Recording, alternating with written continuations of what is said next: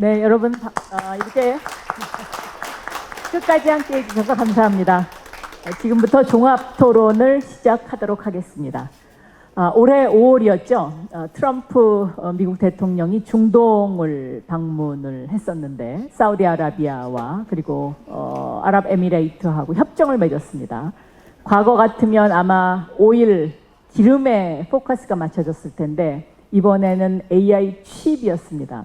트럼프 대통령은 사우디아라비아와 아랍에미레이트에 H백을 팔면서 앞으로 10년간 미국에 200억 달러 이상 투자해라 라는 그런 협정을 맺었습니다. 이것을 보고 전문가들은 드디어 이제 오일 이코노미에서 AI 이코노미로 전환되는 매우 중요한 순간이다 라는 평가를 했죠. 오늘 디지털 타임즈 미래 포럼 AI 3대 강국 3년에 달렸다. 정말 우리의 절박성과 그리고 우리의 미래가 여기에 담겨 있는 것 같습니다. 오늘 김경만 과학기술정보통신부의 인공지능 기반 정책관님께서 굉장히 따끈따끈한 정부의 정책을 발표를 해 주셨습니다. 네, 잘 들었습니다. 여러 가지 정부가 다방면으로 이 AI의 3대 강국을 향한 목표를 굉장히 많이 만들었구나 하는 이런 생각을 하면서 제가 들었는데요. 예를 들면 AI의 3대 요소, 컴퓨팅 파워, 데이터, 전력 이렇게 세 가지를 꼽지 않습니까? 그런데 컴퓨팅 파워가 너무나 중요하다는 것은 우리가 다 아는 일이고 특히 오늘 발표하신 내용 중에서 그 데이터와 관련해서 국가 데이터 센터를 만들겠다 하는 것이 새로 눈에 띄는 대목이었어요. 네. 예, 잠깐 국가 AI 컴퓨팅 센터가 그러니까 이제 처음에 기획을 할 때는 지금 GPU가 아주 중요하다고 생각을 했는데 기업들 입장에서는 아까 말씀드린 것처럼 그 딥시크 나오기 전에는 좀 머뭇거렸습니다. 이게 스케일링 법칙이 워낙 크다 보니까 GPU를 독자적으로 구매하기엔 너무 위험 부담이 크고 그리고 몇몇 기업들이 파운데이션 모델 개발을 하려고 했었을 때 실패를 하거든요. 그러니까 여기서 실패를 하면 기대보다 성능이 안 나온다 이런 의미인데 그러니까 이제 국가 전체적으로 GPU를 구매가 없이 아주 힘든 시기에서 저희가 국가인공지능 컴퓨팅 센터라는 그런 민간 합작법인을 설립해서 정부가 재원을 부담하면서 민간의 위험 부담을 좀 줄이고요. 그리고 이제 정부가 사실 AI 컴퓨팅 센터에서 하고 싶은 일은 단순하게 GPU만을 공급하는 목적은 아닙니다. GPU가 첫 번째 거지만은 아까 제가 말씀드렸지만은 GPU 뒷단의 NPU에 대한 테스트베드 역할도 필요하고 또 하나는 이제 필요하다면은 저는 어디 가면은 말씀을 많이 드리는 게 결국은 컴퓨팅 센터, 데이터 센터에서 위에 올라가는 클라우드 기술의 그 경쟁력이 궁극적으로 대한민국 AI 경쟁력을 좌지우지할 거라고 생각하는데 그런 클라우드 경쟁력을 정부가 좀 재정 부담이라든지 지원을 통해서 이 AI 컴퓨팅 센터에서 좀 더 뭐랄까 좀 편하게 할 수 있지 않을까 이런 고민에서 그 컴퓨팅 센터를 하게 된 겁니다. 네. 근데 이제 그 국가 데이터 컴퓨팅 센터가 두 번 지금 현재 유찰됐지 않았습니까? 그리고 이제 오늘 말씀하신 것의 그 핵심을 보면 앞으로 GPU 5만 장을 공공을 위해서 쓰겠다. 이제 이렇게 요약을 할 수가 있는데 그럼 이것이 왜 유찰이 두 번씩 됐을까? 이 부분에 대한 우리가 어떤 점검이랄까? 이런 것도 좀 필요해 보여요. 예를 들면 일본 같은 경우에는 슈퍼컴 후카쿠가 한때는 세계 최고였었는데 후카쿠 넥스트를 2030년까지 만들면서 우리는 AI for Science를 하겠다. 그러니까 일본이 자랑하고 있는 기초과학 플러스 소재 뭐 이런 쪽에 포커스를 하겠다라는 뚜렷한 목표를 발표를 했고요.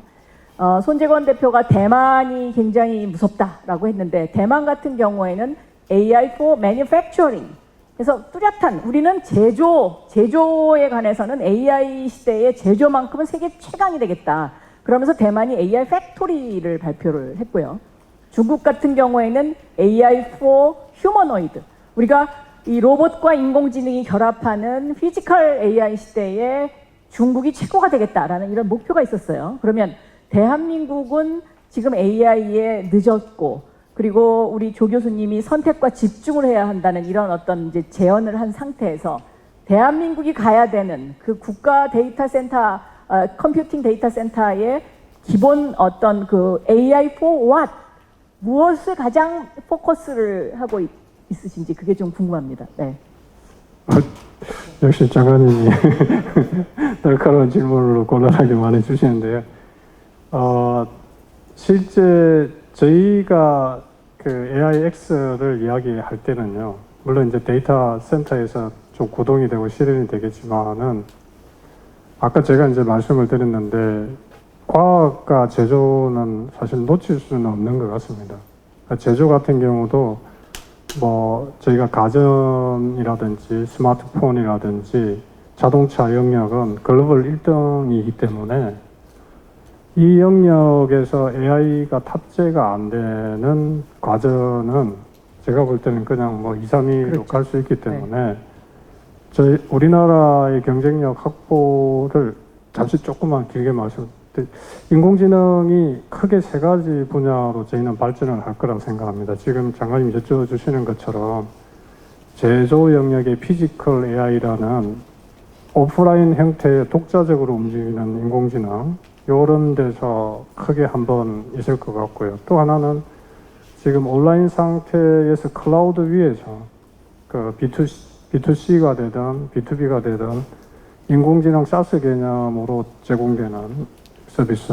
또 하나는 이제 이 보안이라든지 안보 그리고 기업 비밀들이 워낙 중요한 영역은 연결보다는 온프라미스 형식으로 다른 인공지능이 들어가는 이런 큰 축으로 갈 건데, 컴퓨팅 센터는 요 세 축으로 가는 데 있어 가지고 말씀드린 GPU 공급, 그 다음에 클라우드 기술 향상, 이렇게 좀 보시면 될 것 같고요. 또 하나 이제 그 저희가 슈퍼컴 9,000장을 도입을 하는데, 6호기 말하시는 거죠? 예, 누리온 6호기. 예, 맞습니다. 네. 이 슈퍼컴 9,000장은 기본적으로 AI for Science 네. 용도로 배정을 할 생각입니다. 네. 그래서 이제 그 누리온 6호기는 이미 이제 이것은 내년 2026년에 지금 가동 예정이잖아요. 그래서 이건 AI for Science로 이미 이제 설계가 그렇게 된 거고요. 저가 이제 그 조 교수님한테, 조성배 교수님한테 좀 더 추가 질문을 드리고 싶은데, 조성배 교수님이 맨 마지막에 제안을 하시면서 우리는 반도체에 강하고 자동차에 강하고 해서 몇 가지 예를 드셨어요. 저는 그 부분을 우리가 좀 더 포커싱을 해서, 예를 들면 대한민국은 AI for Convergence, 그러니까 AI for 융합, 우리가 잘하는 어떤 분야를 좀 더 인공지능과 융합하는 그런 방향, 그리고 또 AI for 지금 우리 그 정책관님께서 말씀하셨던 AI for Service, 뭐 이런 어떤 방향에 포커스를 하는 게 맞지 않나 하는 그런 생각이 들었었는데, 조 교수님. 네. 네, 감사합니다. 어떻게 보면 너무 상식적인 일인데요. 우리가 재원이 부족한 상태에서 모든 풀스택을 다 따라가겠어요는 그냥 따라가다가 볼 일 다 보니까, 우리가 또 강점을 갖고 있는 분야나 아니면 잘해야만 하는 분야를 좀 잘 찍어서, 좀 그게 참 민주적이지 않을 수도 있을 것 같습니다. 모든 분들이 만족할 수 있는 정책이나 이런 걸 마련하는 게 사실은 국가가 해야 될 일이긴 한데, 그렇게 모두를 만족시켜서 우리가 계속 뒤처지는 건 오히려 국가의 해가 되니까, 그래서 몇 개 찝은 게 제가 볼 때 제조 분야 중에 반도체라든가 조선, 그다음에 자동차, 이런 분야는 나름대로 우리가 경쟁력이 있으니까 그 분야를 좀 혁신해서, AI를 이용해서 혁신해서 소위 얘기하는 초격차 기술을 우리가 확보할 수 있으면 그게 결국 국가에도 도움이 되지 않을까, 이런 생각이 들고요. 근데 한 가지 좀 주의해야 될 건요, 선택과 집중해서 이것만 합니다는 아닙니다. 어쨌든 그거를 세계 최고로 끌어올리지 않는데 역량을 이제 집중하자는 그런 의미죠. 네, 네. 우리 손재권 대표는 대만의 그 팀플레이를 아까 굉장히 강조하셨어요. 대만은 이미 2018년에 타이완 액션 플랜을 통해서 우리는 세계 최고의 AI4 제조국가, AI4 매뉴팩처링 국가가 되겠다고 이미 선언하지 않았습니까? 그래서 젠슨 황이 올해의 그 2025년도에 컴퓨덱스에서 이제는 대만은 AI 팩토리로 간다. 그 AI 팩토리라 하면 기존의 우리가 이야기하는 데이터 센터와는 완전히 다른 개념이다. 이제는 두 개의 공장이 필요하다. 하나는 기본적인 제조를 만드는 공장, 그리고 인공지능을 만드는 공장이 필요하다. 이런 이야기를 했었는데 그 현지의 상황을 좀 예. 자세히 좀 너무 설명해 사실 주시죠. 너무 잘 말씀해 주셔가지고 굉장히 정확한 말씀이신데요. 왜냐면은 우리가 AI 팩토리 하면은 이제 어떤 생각이 나세요? 보통 AI 팩토리는 공장을 AI화 하는 거 아닌가? AX면이니까 지금 공장 돌아가는 거에다가 AI 데이터 나오니까 AI 넣어가지고 AI를 공장으로 하는 게 AI 팩토리 아닌가라는 생각을 많이 하실 것 같아요. 그래서 나라에서도 사실 어떻게 보면 AX 하면서 AI 팩토리 이번에 발표 나왔는데 그 방향이 아닐까 생각을 하지만 말씀하신 대로 젠슨이 얘기한 대만에서 얘기하는 AI 팩토리는 그게 아니고 AI가 AI 자체를 만들어내는 공장, AI 데이터를 만들어내는 공장을 AI 팩토리라고 사실 하는 거거든요. 그래서 팩토리가 두 개다. 왜냐면 피지컬이 현재 존재하는 공장이 있는 거고 또 지금 그 안에서 만들어내는 그 데이터 거기서 그거를 데이터 수많은 데이터 있지 않습니까? 수많은 데이터를 만들어내는 그것도 이제 생산물이 되는 거죠. 그 생산물을 동시에 이제 만들어내는 거고 그게 지금 현재 나오는 공장에서 나오는 데이터와 그리고 데이터 스스로 만들어내는 데이터가 만들어내는 또 다른 AI가 만들어내는 생산물 그게 이제 디지털 트윈이 되는 거고 이게 합쳐져 가지고 또 데이터가 만들어내는 거거든요. 이걸 합성 데이터라고 하는데 이 전체를 다 사실 AI 팩토리라고 표현을 하는 겁니다. 그래서 물리적인 AI, 로봇도 마찬가지고 병원 모든 것들이 거기서 나오는 데이터를 가지고 또 다른 그게 이제 돈이 벌려야 되잖아요. 이거를 이제 구독 서비스로 그 비즈니스 모델을 만든다라고 하는 개념이 이제 사실 AI 팩토리인 거죠. 그러니까 AI로 만들어내는 거 그 자체를 AI 팩토리지 우리가 생각하는 공장에 AI를 만드니까 AI 팩토리다 이게 아니다라는 거고 그 개념을 가지고 밀어내고 있는 게 사실 대만인 거죠. 네. 제조강국 대한민국이 저는 가장 주목해야 될 부분이 이 부분이 아닌가 이렇게 생각이 됩니다. 왜냐하면 우리 대한민국이 AI 시대 이전에는 대만보다 훨씬 앞서고 중국보다 훨씬 앞선 제조 강국이었습니다. 그러나 지금 이제 이 대만의 AI 팩토리도 2026년 가동을 목표로 하고 있는데 이런 AI 팩토리가 돌아가기 시작하면 젠슨 황의 주장대로라면 이렇습니다. 기존의 제조업을 하는 공장에서 여기에 인공지능을 붙이기 위해서 예를 들면 세탁기가 돌아간다. 그럼 세탁기를 만들고 그 세탁기가 어느 소재가 들어와서 이 소재가 들어왔을 때는 우리는 요런 정도의 세탁을 해야 해 하는 스스로의 판단을 할 수 있는 그 인공지능을 제조하는 공장은 앞으로 대만이 해줄게. 모든 공장이 이제 대만한테 이걸 의뢰하게 될 거야. 이제 뭐 이런 상황이다라고 이제 설명을 드릴 수가 있겠는데요. 제가 그거 한 말씀만 네. 더 드리면은 그 대만에서 그렇게 얘기를 했을 때 제가 느낀 거는 젠슨 황이 얘기를 하니까 대만 사람들이 의심하지 않고 모든 게 다 온라인이 게 국가, 기업, 대학, 중고등학생까지 모든 게 다 온라인이 돼서 그냥 아무 의심하지 않고 가는 거죠. 우리는 예를 들면 이제 누가 예전에 폭력전을 펼치는 거죠. 지금. 그러니까 폭력전. 그게 이제 네. 따거 이게 젠슨이 지금 그러니까 미국 넘버원이 아니고 세계 넘버원이잖아요. 그러니까 이제 의심하지 않고 가는 거죠. 그러니까 뭐 폭스콘뿐만 아니라 온 나라가 거기에 매진해 가지고 가니까 저는 그 가속도가 붙을 것 같아서 그래서 우리가 지금 대만이 우리를 추월한다. 자존심 상해. 이 차원이 아니라는 말씀을 꼭 저도 드렸어요. 100% 동감합니다. 우리 황종성 원장님은 어떤 의견을 갖고 계십니까? 예. 젠슨 황 그러니까 그 사람도 JS 황이더라고요. 저도 JS 네, 황인데 JS 황이십니다. 제 네. 얘기는 제가 뭐라고 해도 듣는 분이 없어요. 먼저 진짜 우리 그 미래 포럼이 작년에 저희가 작년부터 해가지고 주간기관으로 저희 원이 참여를 했는데 진짜 잘 참여한 것 같아요. 올해 1년 사이 이렇게 성장을 했고 뜨겁고 앞으로 저희 원 계속 주간기관으로 좀 끼워주시고요.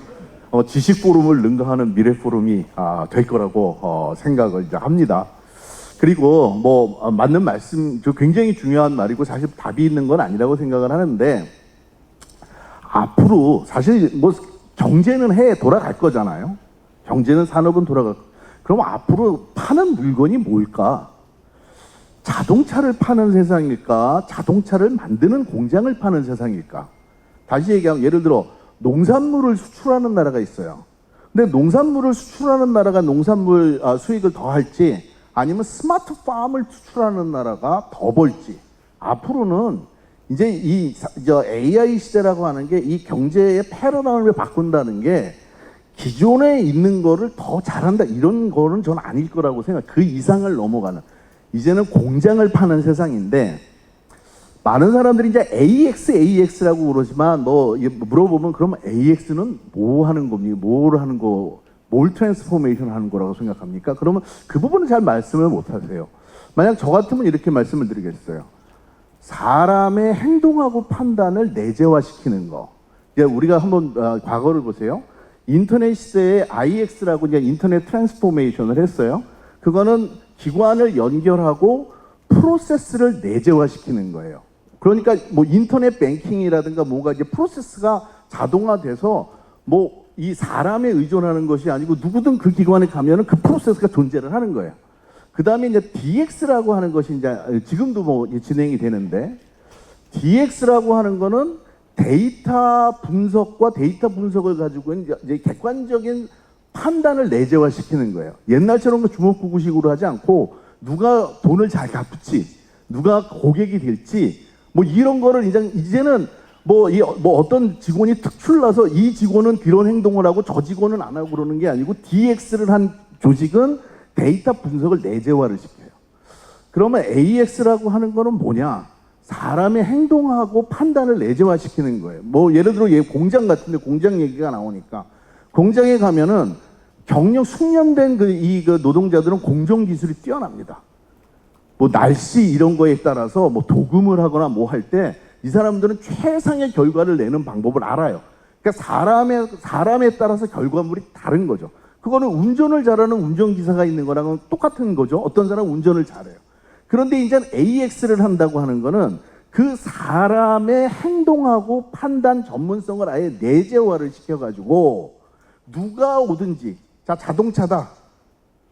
코너링이 좋은 사람이 있는데 코너링이 좋은 건 아예 차에 내재화를 하고 스마트팜 어떤 사람은 농부인데 진짜 세상에서 제일 맛있는 딸기를 만들어내.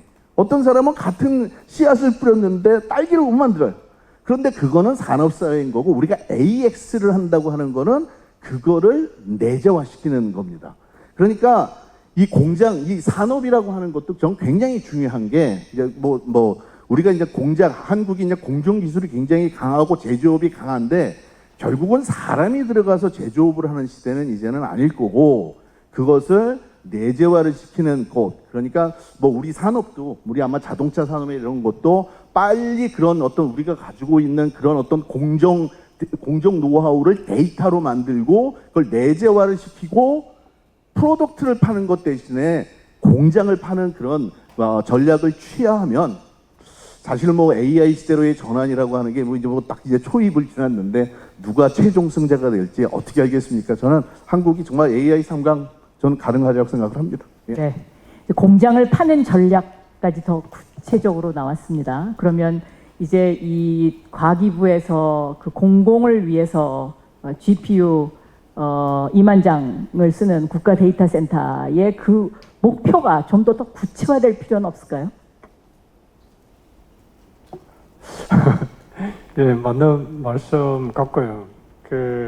실제 데이터 센터, 그러니까 좀 잠깐 여쭤보시는 인공지능 컴퓨팅 센터가 어떤 역할을 할 거냐는 제가 이제 말씀드린 것처럼 저희는 이제 사실 GPU 공급은 첫 번째인데 여러 가지 테스트베드를 하는 역할을 부여하고 싶습니다. 그래서 아까 유차를 두 분을 지적을 하셨는데 사실 정부가 지분 50% 이상을 하려고 했던 이유는 그게 이제 단순하게 민간의 자율성을 침해하려고 하는 의도가 아니라 정부가 50% 이상의 지분을 가짐으로써 예산이라든지 이런 부분들을 좀 바인딩을 가지고 넣기 위한, 그리고 지금 이제 말씀 주시는 그 제조도 저희가 볼 때는 NPU라는 두뇌 칩이 반드시 들어가야 되는데 그런 칩을 개발하려고 하는 테스트베드 역할,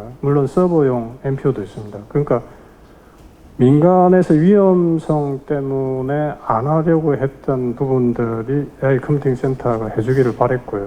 그리고 그 역할은 저희가 이제 공모 조건을 그 50%에서 공공지분을 30%로 내리고 NPU 50%를 의무적으로 도입하라는 건 줄이면서 대신에 정책적으로 지원하는 걸 붙였습니다.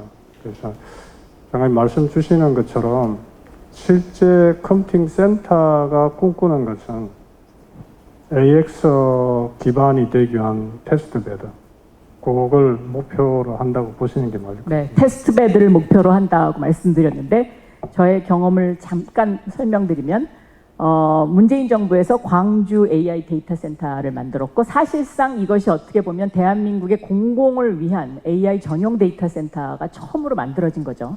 그런데 그 당시에 오늘 여기 광주에 G스트 총장님도 오셨었는데요.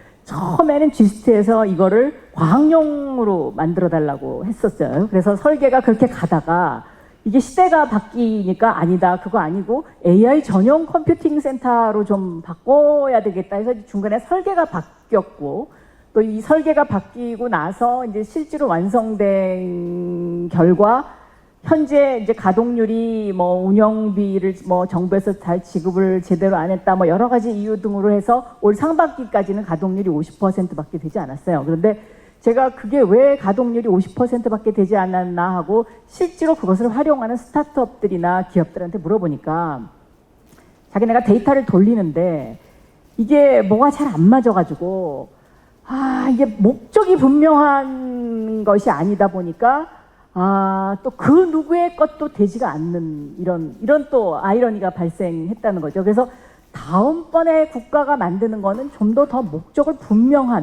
분명하게 AI for what? 우리는 이거를 좀 집중적으로 해야겠다. 이런 좀 더 디테일이 필요하지 않나 이런 생각입니다. 네, 제가 좀 말이 많으신 것 같은데 요거까지만 좀 말씀을 드리겠습니다. 제가 말씀하시는 부분이 맞고요. 근데 이제 사실 저희가 사업적으로 보면은 AX, 그러니까 AI 트랜스포메이션을 하려고 할 때 실제 그 단계들이 있는데 그 단계들이 지금 우리 황 원장님 말씀 주셨지만은 저희 경험상으로는 제일 큰 허들은 DX가 안 돼 있다는 거였습니다.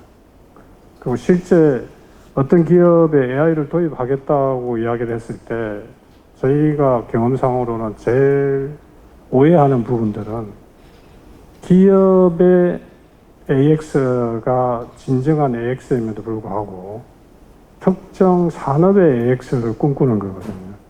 그러니까 이제 그런 의미에서 장관님 지적이 맞다고 생각하는 게 결국은 포철이 등대 공장이 된 거나 그 다음에 몇몇 기업들이 인공지능을 자기 사업에 접목해가지고 글로벌하게 효율성을 높인다든지 효과를 낸 것들은 공통점은 제가 볼 때는 디지털라이제이션이라고 이야기하는 데이터에 대한 용도를 정확하게 파악을 했고요. 그 데이터에 근거해서 자기에 맞는 인공지능을 만들어냈다는 거죠. 그게 뭐 스몰 LLM이 되든 데이터 작업이 되든 간에 그래서 이제 자기에 맞는 인공지능이 돌아가게끔 했기 때문에 효과성을 본다고 보는 겁니다. 그래서 사실 데이터 센터가 가지고 있는 테스트베드의 역할과 그리고 특정 기업이 아까 제가 말씀드린 것처럼 어떤 AI를 도입하려고 할 때 무엇을 할 건가는 데이터 센터가 그 돌아가는 그 GPU 돌리는 역할을 좀 해주는 역할, 그리고 인공지능을 도입하고자 하는 기업의 입장에서는 가진 데이터를 인공지능이 받아들일 수 있게끔 하는 작업들. 그게 이제 사실 우리 황 원장님이 계시는 니아에서 주로 하는 주된 작업인데, 이 작업이 사실 전제가 안 되면은 결국 완성되지 않는 거라고 생각합니다. 네. 그러면 이제 스텝 2로 가보도록 하겠습니다. 아까 손재권 대표가 합성 데이터가 중요하다, 이제 이런 이야기를 하셨어요. 대만에서 추구하고 있는 AI 팩토리의 핵심은 사실은 디지털 트윈이고, 그 디지털 트윈의 시뮬레이션화인데, 이 디지털 트윈은 우리 한국도 잘합니다. 잘하고 많이 활용되고 있고, 그런데 이거를 합성 데이터를 통해서 시뮬레이션화하는 것, 그러니까 예를 들면 과거에는 자율주행을 간다, 그러면 자율주행 러닝을 한다, 그러면 실제로 도로를 다니면서 데이터를 수집을 했었죠. 근데 이제는 그렇게 안 하고 시뮬레이션을 만들어 갖고 거기에다가 가상 공간에서 각종 데이터를 집어넣어 가지고 거기서 이제 이 학습을 하지 않습니까? 그러면 이 합성 데이터를 강화하는 쪽에 우리가 공공이 쓸 수 있는 데이터 센터가 있습니까? 우리 한국에 아직 없지요. 저희가 그래서 아까 제가 정책 발표를 할 때 처음에 말씀드렸던 게 라지 액션 모델이라는 말씀을 이제 변화를 드렸고요. 그게 이제 전선왕 입장에서는 에이전틱 AI, 피지컬 AI라는 것으로 나타나게 되는데, 지역 사업, 특정 지역을 좀 언급해 죄송하겠지만은 지금 전주하고 창원이 사실 피지컬 AI 그 시범단지 들어갔죠. 그 작업을 하려고, 특히 창원과 전주에서는 전주 같은 경우는 이제 공장 전체를 다크 팩토리 형식으로 하려고 하는 걸 하고 있고요. 창원이나 이런 쪽에서는 지금 말씀 주시는 것처럼 합성 데이터를 만들어내려고 하는, 그러니까 실제 피지컬 AI가 되기 위해서는 여러 가지 전선왕이 이야기하는 코스모스 같은 플랫폼이 당연히 있어야 되는 거고요. 그게 과연 그러면은 전선왕만 할 수 있는 건가? 그러니까 제가 이제 좀 여러 교수님들한테 좀 자문을 구해보면은 라지 랭귀지 모델은 좀 뒤쳐져 가지만은 지금 그 다음에 나오는 액션 모델이라든지 멀티 모델에서는 시작점이 그래도 큰 차이가 안 나니까 우리가 한번 해볼 수 있는 거 아니냐, 이런 말씀을 주시는 거고요. 그래서 그런 측면에서 전주하고 창원은 좀 준비를 좀 하고 있다고 말씀을 드립니다. 네. 조금 더 그래서 국가에서 있던 이런 어떤 우리가 AI for What의 그 What에 해당하는 디테일을 조금 더 국민과 소통하면서 로드맵을 그렸으면 좋겠다라는 생각인데, 우리 황 원장님 여기에 대해서 많이 또 그 실전에서 해보셨으니까 예. 더 추가로. 저는 개인적으로 이 AI의 이제 승자는 결국은 이제 데이터 부국과 데이터 빈국, 데이터 부족 국가, 데이터 부족 국가로 가는 나라는 도저히, 왜냐하면 앞으로 잘 생각해 보세요. 여기 있는 분들이 이거는 이제 앞으로의 일이니까 판단인데, AI 시대의 가장 희소 자원이 뭘까? 한 몇 년 지나고 나면은 GPU가 없어서 AI 지금은 사실 GPU가 절대적으로 필요한 건 그건 100% 맞지만, 한 몇 년 지난 다음에 GPU가 없어서 AI를 못하는 모델이 없어서, 아마 그런 시대는 아니고 데이터가 없어서 우리가 공장은 잘 돌리는데, 현대자동차가 차는 잘 만드는데 도대체 자율주행차를 만들 정도의 데이터를 확보하지 못했다. 그럼 데이터가 부족한 게 희소자원이 되는 거거든요. 그래서 저희가 이제 우리 각 나라의 데이터량이 얼마 정도 있는지를 측정하기 어려운데 한번 이제 조사를 해봤어요. 그런데 이제 한국이 특이하게 그 디지털화는 굉장히 잘 된 나라. 이건 자타가 공인하지 않습니까? 근데 1인당 사람 국민 1인당으로 해가지고 데이터 양을 해보니까 그냥 딱 평균 수준이에요. 그러니까 디지털라이제이션은 잘 됐는데 데이터피케이션은 안 돼 있는. 그거에는 분명히 간극이 있다고 저는 생각을 합니다.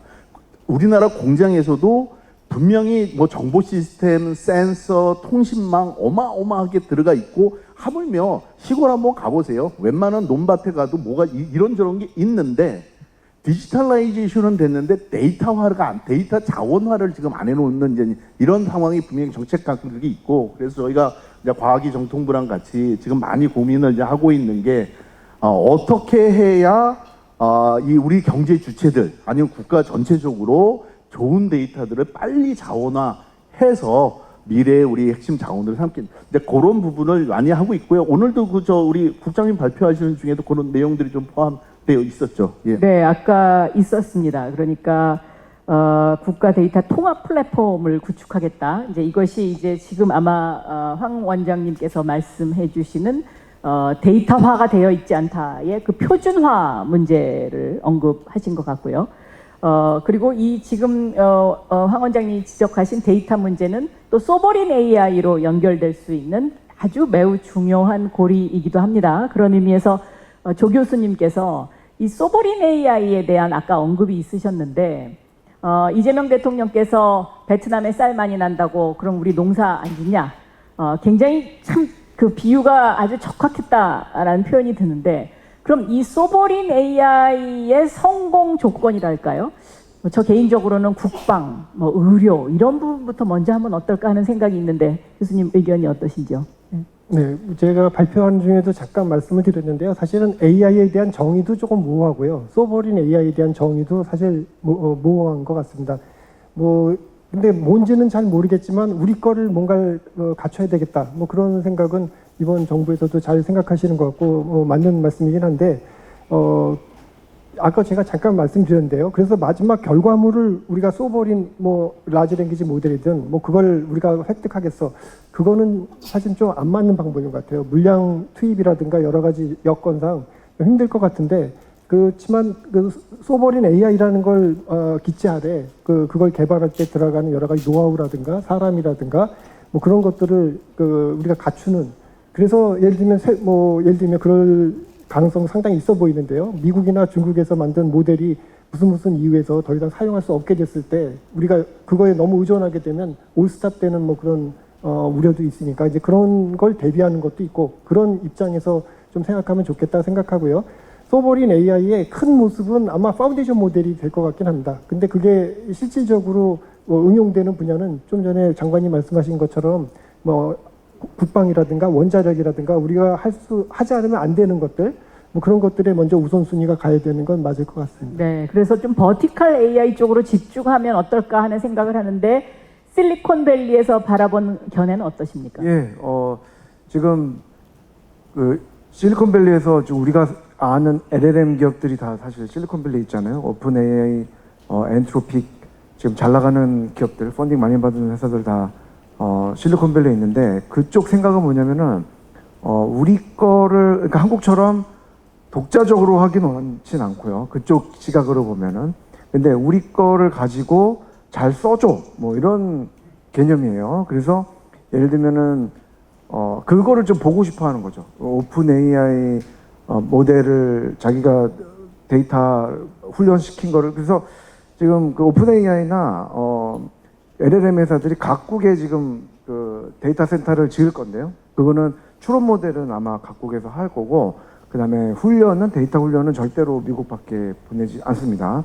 다 이렇게 하는데, 그 추론 모델을 예를 들면 의료라든지 아니면 한국의 강점이 있는 의료에 굉장히 관심이 많죠. 한국의 의료 데이터에. 그리고 또 관심이 많은 게 한국의 이제 공장 데이터, 이런 거 이제 제조업 데이터 관심 많죠. 네. 그래서 그런 것들은 아마 버티컬하게 아마 한국에서 하려고 노력을 많이 하고, 그래서 이번에 오픈 AI가 조금 들어왔고, 앞으로 엔트로픽이나 그 많은 회사들도 그쪽으로 온다고 생각합니다. 제가 이제 강조를 드리고 싶은 거는 그런 LLM, 우리가 이 자리에서도 사실 LLM 얘기 많이 하는데, 지금 미국에서는 지금 그 인프라 투자가 한창이잖아요.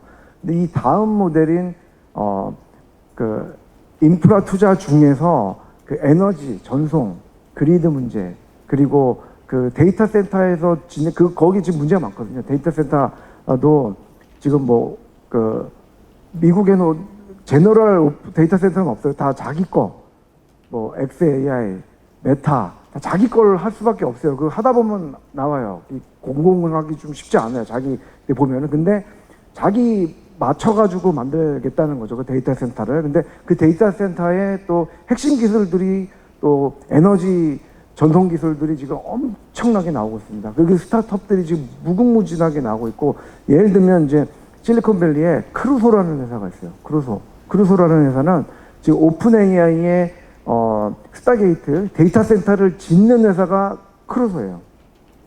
크루소라는 회사가 있고, 또 지금 그래서 그 크루소를 이제 한국하고 이제 연결시키는 게 상당히 사실 중요한데, 우리는 오픈 AI만 보는 거죠. 오픈 AI의 데이터 센터를 지어주는 크루소가 있는데 그거를 잘 못 보는 거고, 그리고 그 오픈 AI 그렇다면 샘 알트만이 관심 있어 하는 건 뭐냐? 샘 알트만이 제일 관심 있어 하는 회사는 에너지와 또 소위 말하는 헬스케어, 롱제비티. 이게 앞으로 이제 롱제비티가 빅싱이 될 건데, 모든 헬스케어, 모든 뭐 이런 이게 의료 쪽은 다 롱제비티 넘어가거든요. 여기에 이제 오픈 AI 샘이 투자를 많이 했어요. 자기 개인 돈으로. 그쪽으로 넘어갈 거거든요. 그게 또 헬스케어라는 큰 어플리케이션이 있는 거죠. 그래서 지금 실리콘밸리 분위기를 물으신다면은 저는 인프라에 계속 투자하고, 인프라가 끝이 아니고 그 밑에 있는 밑단에 있는 그 기술 개발까지 엄청나게 진행되고 있다. 그 다음에 그 다음 빅 어플리케이션으로 헬스케어 엄청나게 지금 보고 있다. 그래서 아마 한국 데이터 이렇게 원할 텐데, 우리도 그쪽, 저는 그래서 제조뿐만 아니라 한국의 병원, 헬스케어 이 분야는 그 다음에 아까 장관님 언급하신 그 모빌리티 그쪽 우리 또 강하지 않습니까? 그쪽은 좀 뭐 정말 지금 아까 우버 지금 못 들어왔다가 택시 이거 지금은 좀 다른 생각을 하셔야 될 것 같아요. 그래서 그쪽으로 넘어가면은 우리가 충분히 이렇게 어플리케이션 만들어낼 수 있다고 저는 생각합니다. 네, 헬스케어에 굉장히 그 방점을 찍어서 말씀을 해주셨습니다. 지금 시간이 4시 33분 돼가고 있습니다. 플로어에서 질문을 한번 받아볼까요? 네, 지금 저 마스크 쓰시고 손을 번쩍 드셨는데, 네, 소속 발표해 주시고요. 네. 네, 안녕하십니까. 저는 한국어 인공지능학 회장을 맡고 있는 한호혜입니다. 지금 제가 질문 드리고자 하는 거는 뭐 글로벌 이슈에 대해서는 이제 많은 분들이 말씀하셨기 때문에 저는 이제 데이터와 관련해서 한 가지만 질문 드리려고 합니다. 사실 뭐 이제 인공지능 특히 LLM 쪽에서 가장 어렵게 느낀다고 하는 것이 일단 한국어인데요. 물론 이제 연세대 같은 데서도 이제 말뭉치를 아마 국내에서 가장 큰 말뭉치를 갖고 있기도 하지만, 실제적으로 한국어 처리에 많은 좀 어려움이 있다고 공통적으로 얘기를 하고 있습니다. 특히 이제 한국어나 한글 관련 분야에 대해서는 이 기업이 개별적으로 투자하기는 좀 상당히 어렵기 때문에, 이런 분야의 문제 해결을 위해서 혹시 정부에서 혹은 또 우리 한국지능정보사회진흥원에서 이 한국어에 관련된 여러 가지 데이터셋이라든지 필요한 훈련 자료, 표준화 자료를 혹시 국가적인 차원에서 좀 빠른 시일 내에서 구축을 해야 인공지능 하는 회사라든지, 특히 이제 그것을 활용하려면 인공지능 정보 서비스에 활용이 돼야 되는데, 두 가지 관점이 있는 것 같습니다. 하나는 글로 표현이 되고 또 하나는 말로 표현이 돼야 되는데, 우리말이 이제 뭐 교차적인 성격, 그 다음에 우리말의 역사가 벌써, 우리 글의 역사가, 한글의 역사가 벌써 600년 가까이 되고, 다음 달이면 또 한글날 또 행사도 있고 해서 아마 한글에 대한 또 네. 우리 말에 대한 것이 많이 나올 것 같습니다. 그래서 그 부분에 대해서 한 말씀 부탁드리겠습니다. 네, 한국어 처리 어려움이 많은데 국가에서 지원할 계획이 있느냐? 어느 분이 답변하시죠? 제가 먼저 간단히. 네. 제가 일전에, 그러니까 제가 뭘 얘기하면 안 듣는다고 그러잖아요. 제가 얘기해도 이제 반향이 없는데, 어디 신문에 기고를, 작년 아마 이 한글날인 것 같아요.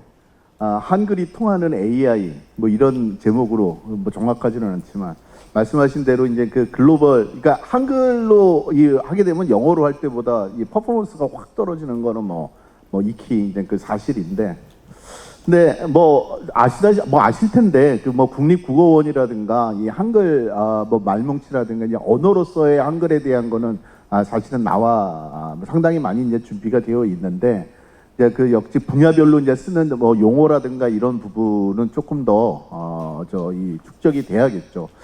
근데 다만 우리 그 국민적인 좀 컨센서스가 좀 필요한 것 같아요. 한글이라고 하는 게 외산 AI가 한국 시장에 들어오지 못하게 하는 진입 장벽이라고 생각하는 분들이 아직도 많다는 거예요. 그래서 이 문제를 제가 볼 때는 우리 김경만 국장님은 말씀하시기가 되게 까다로울 거예요.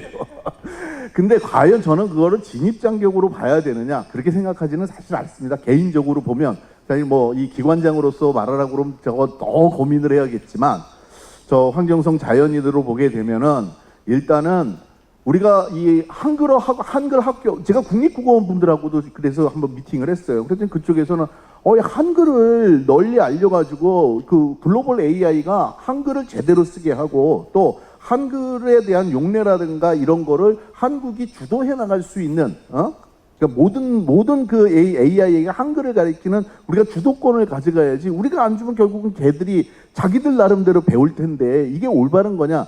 국립국어원의 생각은 정확하게 그냥 그렇습니다.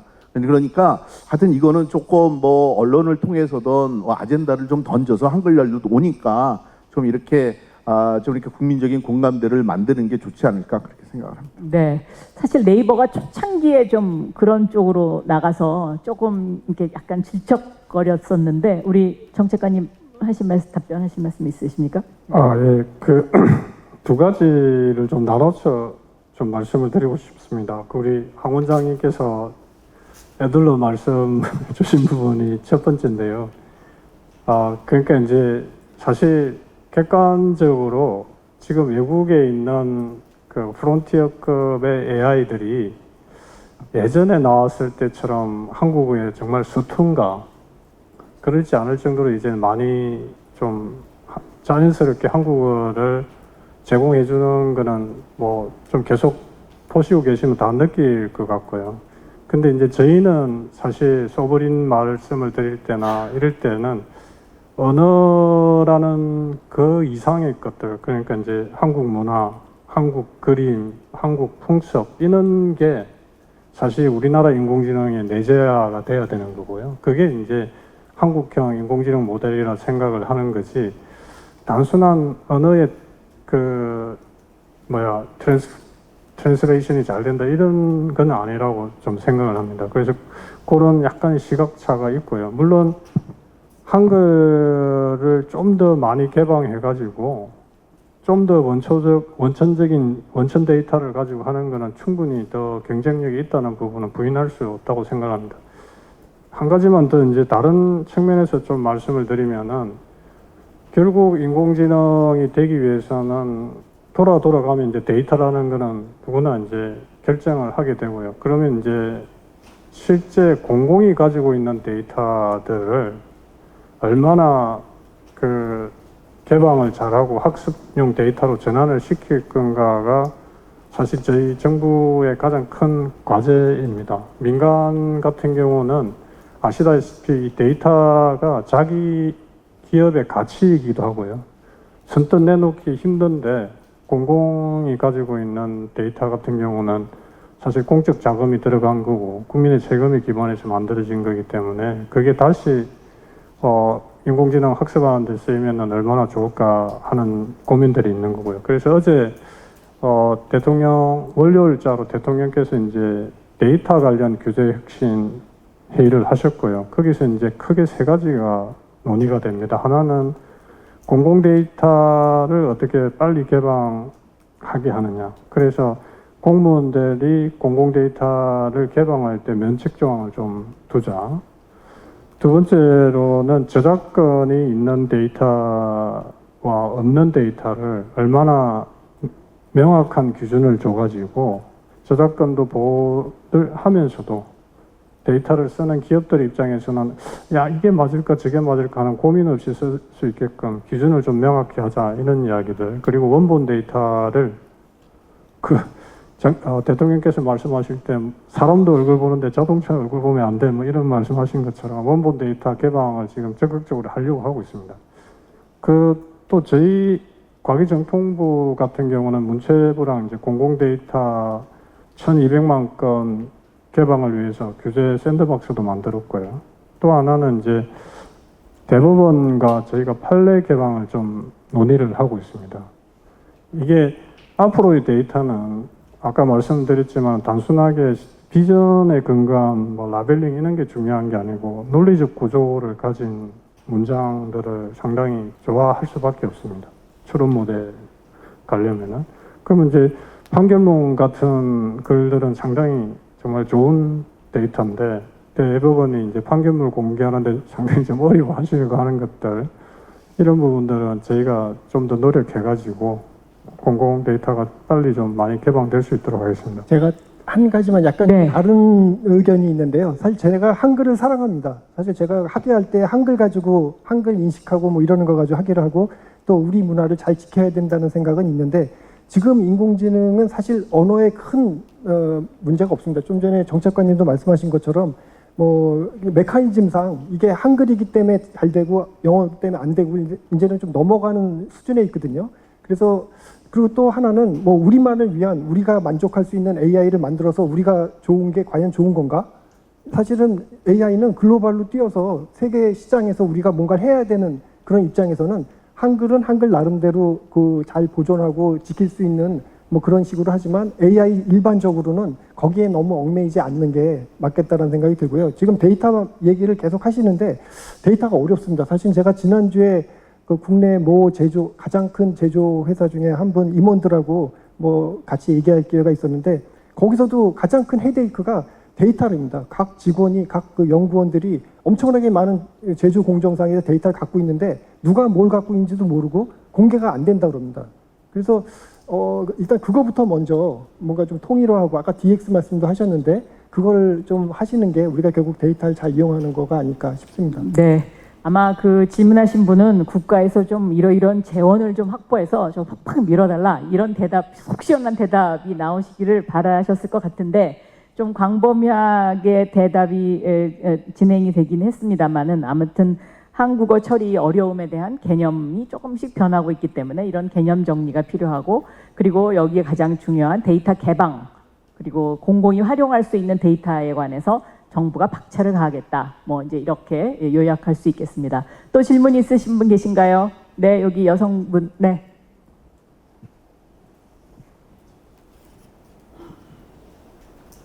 네.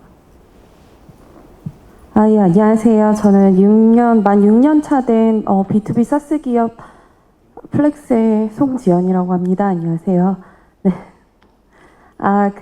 지금 오늘 발표를 쭉 들어봤는데 주로 이제 AI라든가 모델이라든가 반도체와 같은 그런 데이터 센터라든가 그런 좀 인프라 중심으로 국가적 투자가 많이 이루어질 거라는 그런 생각이 듭니다. 그래서 상대적으로 AI를 활용하는 기업에 대한 어떤 투자의 방향이나 이런 것들에 대해서는 조금 더 구체성이 떨어진다고 느껴졌는데요. 이제 저희 같은 경우에는 HR SaaS를 하고 있는 기업입니다. 그렇기 때문에 조직이나 구성원에 대한 HR 데이터를 굉장히 방대하게 가지고 있고 그거를 LLM으로 스몰 LLM으로 이제 만들어서 서비스를 진화시키고 있는 과정에 있습니다.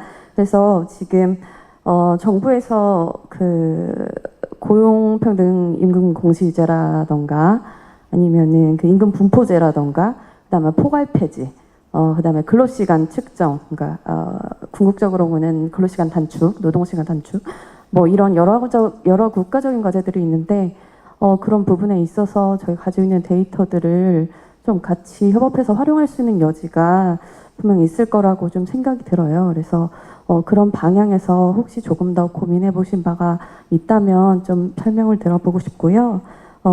말씀드렸듯이 지금 그런 AI를 응용하는 산업에 대해서 계속 이렇게 뭐 제조업이다, 헬스케어다, 모빌리티다 이렇게 버티컬한 산업군에서 어떻게 AX를 시킬 것인가에 대한 그런 관점으로 많이 접근을 하시던데 그것보다는 그 기업들의 전반적인 산업에 구애받지 않고 노동 행태라든지 노동 시장이라든지 이런 데에 있어서 조금 더 데이터를 공공에서 활용해서 협업할 수 있는 부분이 있지 않을까 하는 생각이 좀 듭니다. 네, 그런 쪽으로의 투자도 많이 부탁드리고 혹시 조금 더 구체적인 계획이 있다면 말씀 주시면 감사하겠습니다. 네, 정책관님이 답변하셔야 될 것 같습니다. 그 아까 제가 저 인공지능 서비스 형태를 간략하게 세 가지가 있다고 말씀을 드렸지 않습니까? 그러니까 이제 지금 막 에이전틱 AI라든지 피지컬 AI가 너무 각광을 받다 보니까 그게 이제 크게 한 분야로 보이게 되는 거고요. 근데 사실 저희가 클라우드 기반의 SaaS, 그러니까 예전에 SI 업체에서 클라우드 기반을 왔고 지금 막 ERP가 되던 그 소프트웨어를 개발해갖고 실질적인 혜택을 주는 이 인공지능이 활용되는, 인공지능이 가미된 이 SaaS가 정말 큰 시장입니다. 그리고 그게 사실 뭐 인공지능이 들어오기 전에 클라우드 시장 위에서 주로 그 개발되고 제공되는 서비스들이었고요. 그리고 이제 이게 민간만 해당되는 게 아니고 공공 영역에서도 반드시 이제 SaaS 형태의 서비스들이 많이 이제 나와야 되고 실제로 그렇게 하려고 하는 게 이제 저희가 지금 생각하고 있는 이제 공공 AX가 되겠습니다. 공공 영역에 AX를 도입하겠다는 건데 제가 판단할 때는 공공 영역의 AX, 그러니까 행정 서비스를 대국민으로 지원해주고 할 때는 제가 첫 번째 말씀드렸던 뭐 피지컬 AI 이런, 물론 이제 에이전틱은 좀 들어갈 수 있는데 피지컬 AI 개념보다는 사실 이제 이 SaaS 개념이 더 베이스가 될 것 같고요. 그래서 저희가 사실 공공 AX 예산을 내년에 한 1,000억 정도 가지고 있습니다. 그래서 이제 그런 예산을 가지고 아까 제가 이제 인공지능 기본사회 말씀을 드렸는데요. 인공지능 기본사회를 실현하는 데 있어 가지고 인공지능으로 뭐 질병 예측뿐만 아니라 그리고 재해 예방 이런 쪽으로 저희가 좀 하려고 하고 있기 때문에 조금 저희한테 말씀을 좀 많이 주시면은 그 프로젝트를 할 수 있지 않을까 생각을 합니다. 그게 지금 AI 바우처 사업 같은 걸로 지원이 어느 정도 되고 있지 않나요? 예, 사실 이제 AI 바우처 사업 같은 경우가 저희가 뭐 장관님도 많이 하셨던 사업이고 중기부에서 네, 저희도 데이터. 예. 네. 근데 AI 데이터 바우처 사업을 저희도 지금도 하고 있습니다. 계속 하고 있는 사업이고 실제로 인기가 많은 저희 사업 중에는 맞습니다. 근데 이제 저희가 조금 고민스러운 것들이 이 AI 바우처 사업들이 대단히 중요하고 인기가 좋은데 그 다음에 그러면 과연 그 다음에 후속이 제가 말씀드리고 싶으면 도입을 하고 컨설팅을 하고 난 그 다음에 지속 가능성이 달까 이런 부분들에 대한 고민이 저희가 좀 필요한 사항이고요. 그래서 그것도 저희가 이제 나름대로 좀 고민 중에 있다는 말씀을 드리겠습니다. 근데 제가 사실 정책 당국에 있는 사람으로서 누워서 침 뱉기 같은 소리일 수도 있는데요. 항상 하다 보면은 이번 예산도 저희 나름대로 조금 아쉬운 것들은 데이터, 저희 인공지능 예산이 내년에 10조 1,000억입니다. 10조, 전국 전체가 10조 1,000억 예산을 쓸 건데 좀 아쉬운 게 이제 데이터 관련된 예산, 그리고 AI, SaaS 같은 이런 예산들이 상대적으로 좀 비중이 낮다는 거고요. 그리고 이제 데이터도 말씀드린 것처럼 실질적으로 이게 인공지능이 쓸 수 있게끔 가공해주는 이런 영역에서 그 예산이 좀 저희가 생각한 만큼 안 당겨가지고 저희가 조금 고민을 좀 많이 하고 있는 상황입니다. 네, 저는 이런 고민이 많으실수록 좀 국민과 더 소통하시면서 공개적으로 이 일을 추진하시면 많은 원군이 붙지 않을까 이런 생각을 합니다. 미국의 빅테크 5, 5개 업체가 1년에 쓰는 예산이 약 450조인데 우리가 이제 이걸 10조 가지고 따라잡아야 되는 이제 이런 참 사실 어떻게 보면 정말 뱁새가 황새를 쫓아가는 이런 형국이라서 정말 총력을 모아야 될 것 같습니다. 끝으로 한 분만 더 질문 받도록 하겠습니다. 네, 저쪽에 네. 그 질문이 끝나면 우리 패널 분들께는 국가인공지능 전략위원회에게 바란다. 딱 한 한 가지씩만 말씀 듣고 마무리하도록 하겠습니다. 네. 네, 저는 한국예술종합학교 전통원 예술원에 재학 중인 이경진입니다. 일단 오늘 말씀 잘 들었습니다. 먼저 AI 기술이 전통 문화나 예술 쪽으로도 활용 가능성이 높을 것 같은데 혹시 활용할 만한 방안이 있을지 질문을 드립니다. 예를 들어서 한국무용일 경우에는 과거의 인간문화재나 무형문화재와 같은 제도를 통해서 전승 발전이 이루어져 왔는데 이 과정에서 기록이나 사진, 영상 자료가 조금 부족해서 한계가 있어서 이러한 측면에서 AI를 활용할 만한 방안이 있을지에 대해서 질문을 드리겠습니다. 네, 한예종의 전통예술원 여기 성기숙 원장님도 지금 와 계시고 정말 열의가 대단하신 것 같습니다. 네, 이 답변은 누가 황 원장님? 네, 예술 쪽에 우리 정책관님도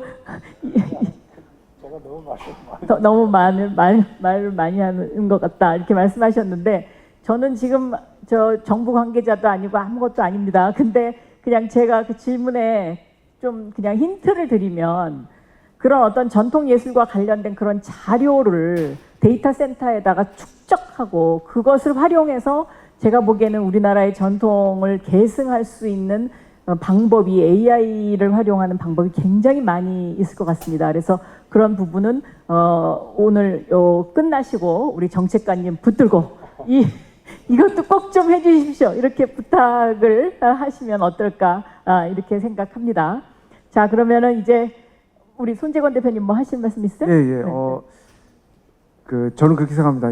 이제 AI가 발전할수록 인간이 무엇을 할 수 있는가 그게 좀 또 핵심이고 또 자동화할 수 있는 영역이 있는 반면에 또 인간만이 할 수 있는 걸 또 찾아내야 되거든요. 그래서 그 중에 하나가 사실 좀 창의력인 것 같습니다. 그래서 인간이 더 AI랑 같이 해서 새로운 저는 이제 창의력 르네상스가 온다라고 저는 생각을 합니다. 왜냐하면 AI 도구를 통해서 많은 우리가 인간이 생각하지 못했던 아이디어가 많이 나오기 때문에 이제 창의력은 무궁무진하게도 나올 거라고 생각을 하고요. 그런 의미에서 우리 뭐 전통 예술 포함해서 우리가 그동안 이제 전통 예술을 디지타이징하고 또 AI로 만드는 것도 의미가 있지만 우리 전통 예술을 새롭게 해석하는 AI를 통해서 새롭게 해석할 수 있는 것도 많이 나올 것 같아요. 그리고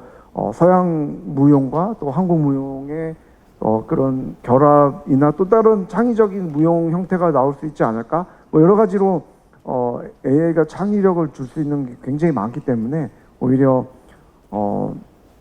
그리고 이제 몸이 하는 거잖아요. 무용이나 또 음악 다 몸이 하는 거여서 그것도 어떻게 보면 또 피지컬 아트 AI와 또 연관이 됩니다. 그래서 지금 오히려 AI가 될수록 더 대체가 안 되는 영역이고 더 가능성이 있는 영역이기 때문에 그리고 한혜종 이번에 같이 오셨는데 너무 큰 네, 지금 전 세계를 휩쓸고 있는 K-컬처 바람과 함께 맞물려서 이게 굉장히 좋은 기회가 될 것 같습니다.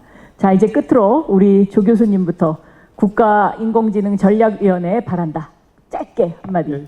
뭐 제가 도중하차하긴 했지만 일기 그 위원 입장에서 뭐 이런 말을 하는 게 제대로 되는지 모르겠지만 어쨌든 국가적으로 굉장히 중요한 업이기 때문에 조금 더 책임감을 갖고 봉사하는 마음으로 해주셨으면 이 정도 말씀을 드리고요. 진짜 오늘 하고 싶었던 말씀은 우리가 지금 3년이라는 단기 목표를 가지고 말씀하니까 제가 말씀 못 드린 얘기가 있는데 진짜 중요한 건 교육인 것 같습니다.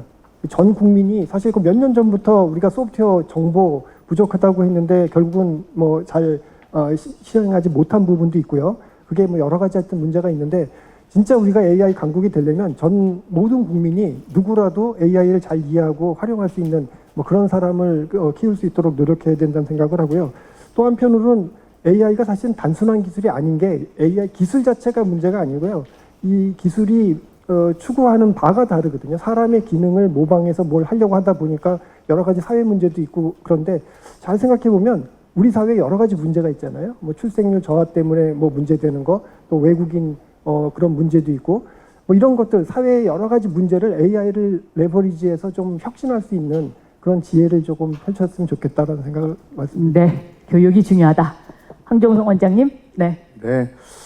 AI 전략위원회, 저는 장기적인 전략을 가졌으면 좋겠다. 장기적 전략, 네. 이게 AI가 미국은 70년을 하고 있고 중국은 공식적으로 10년이지만 실제로는 중국 연구자들이 사실은 30년, 제가 읽은 논문만 해도 30년 전부터 기라성 같은 사람들이 나오고, 그러니까 우리가 이 AI 사회라고 하는 게 엄청나게 큰 변화를 갖고 오는데, 이거 장기적인 전략으로 이제 해야 되고, 한국이 그런 성공 사례들이 몇 개 있어요.